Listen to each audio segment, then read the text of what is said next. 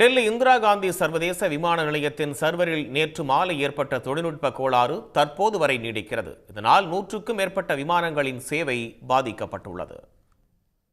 இந்தியாவிலேயே மிகவும் பரபரப்பாக இயங்கும் இந்திரா காந்தி சர்வதேச விமான நிலையத்தில் நாள் ஒன்றுக்கு 1500 விமானங்கள் இயக்கப்படுகின்றன. ஒரு மணி நேரத்திற்கு 60 விமானங்கள் தரையிறங்கவோ புறப்படவோ செய்கின்றன. இங்கு ஏர் டிராபிக் கண்ட்ரோல் எனப்படும் விமான போக்குவரத்து கட்டுப்பாட்டு அமைப்பில் நேற்று மாலை தொழில்நுட்ப கோளாறு ஏற்பட்டது. இதனால் விமானங்களின் இயக்க செயல்பாடுகள் தொடர்பான சமிக்ஞைகள் கட்டுப்பாட்டு அறைக்கு தானியங்கி அடிப்படையில் கிடைக்கப்பெறவில்லை. இதன் காரணமாக நேற்று மாலை 25க்கும் மேற்பட்ட விமானங்கள் தாமதமாக தரையிறக்கப்பட்டன. தொழில்நுட்ப கோளாறு தற்காலிகமாக சரி செய்யப்பட்ட நிலையில் இன்று அதிகாலை 5 மணி தொடங்கி மீண்டும் ஏற்பட்ட தொழில்நுட்ப சிக்கலால் 100க்கும் மேற்பட்ட விமானங்கள் தரையிறக்கப்படவில்லை. புறப்படவிருந்த விமானங்களும் நிலையத்திலேயே நிறுத்தப்பட்டிருப்பதால் இட நெருக்கடி காரணமாக டெல்லி வான்பரப்பில் 100க்கும் மேற்பட்ட விமானங்கள் வட்டமடிப்பதாக நிலைய அதிகாரிகள் தெரிவித்திருக்கின்றனர்.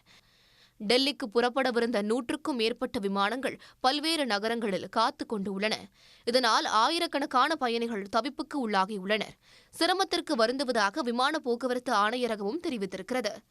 ஆகாஷ் ஏர், இண்டிகோ, ஏர் இண்டியா, ஸ்பைஸ் ஜெட் போன்ற நிறுவனங்கள் நிலையத்தில் காத்துக் கொண்டிருக்கும் தங்கள் பயணிகளுக்கு ஆலோசனைகளை வழங்கி வருகின்றன. தொழில்நுட்ப கோளாறை சரி செய்யும் பணியில் ஹைதராபாத்தைச் சேர்ந்த நிறுவனம் ஈடுபட்டுள்ளது. தானியங்கி அமைப்பு பாதிக்கப்பட்டிருக்கும் நிலையில் நேரடி செய்தி மூலம் விமானங்களை தரையிறக்கும் நடவடிக்கை மேற்கொள்ளப்பட்டு வருகிறது. உடனுக்குடன் செய்திகளை தெரிந்து கொள்ள சன் நியூஸ் பெல் ஐகானை கிளிக் பண்ணுங்க.